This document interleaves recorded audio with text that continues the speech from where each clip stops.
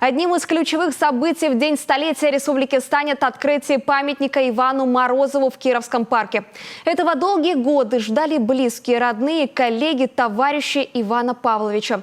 Монумент изготавливали в Санкт-Петербурге в одной из старейших советских мастерских культурной столицы.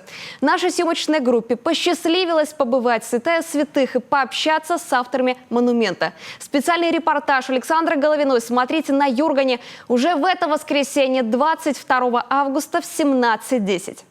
Дом-музей первого секретаря обкома, улица Морозова, медицинский колледж имени Ивана Павловича. В столице Коми многое напоминает о легендарном человеке.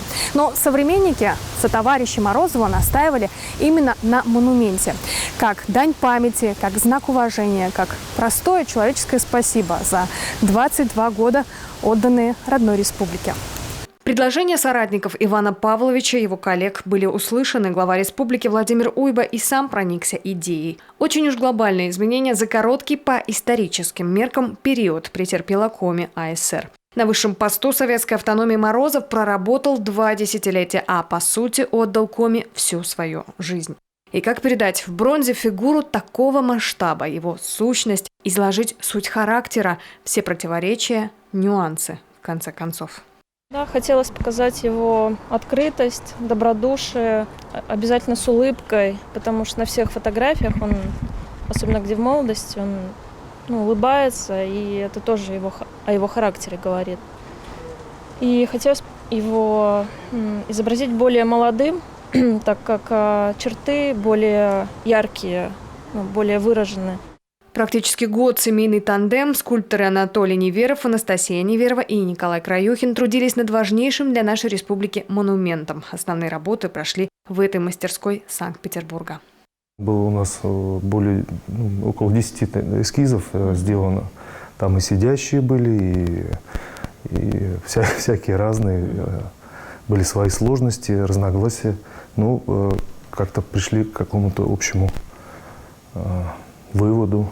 И почему все-таки решено, чтобы он стоя был? Мы, естественно, его биографию наблюдали, изучали, общались с людьми, которые хорошо его знали, и родственниками. И это та личность, которую нельзя посадить, понимаете. Бывают люди энергичные, динамичные, то есть люди, действительно идущие вперед и в будущее. Для работы они использовали глину с питерских полковских высот. Среди мастеров она считается большой ценностью. Инструменты тоже непростые. Буковый циркуль с латунными наконечниками перешел мастерам по наследству от великих мэтров советского периода. Но это, что называется, дело техники, а все золото, иначе говоря, мастерство, конечно же, в руках.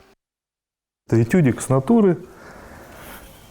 Причем это мое пальто, оно ему большое было. Но при этом, мы все-таки пронаблюдали какие-то ритмы общие. Тут вообще это я пристегнул прищепкой. Долгожданный кульминационный момент уже в это воскресенье, в 100-й день рождения республики. Иван Павлович во всей красе, одетый в бронзу, предстанет на суд родных, друзей и коллег. Всех тех, кто помнит его как сегодня, кто видел его в работе, в командировке, на буровой, на стройке, в жаркой дискуссии о будущем родного края. Сложности с выбором эскиза, сутки напролет в мастерской, споры и противоречия авторов памятника, а еще воспоминания современников и их аргументы, почему это важно – сохранить память первого секретаря обкома Коми АСР и увековечить его в камне. Специальный репортаж «Рождение памятника» смотрите уже в это воскресенье в 17:10 на нашем телеканале. Александра Головина, Артем Соколов и Алексей Прошуков. Телеканал Юрган.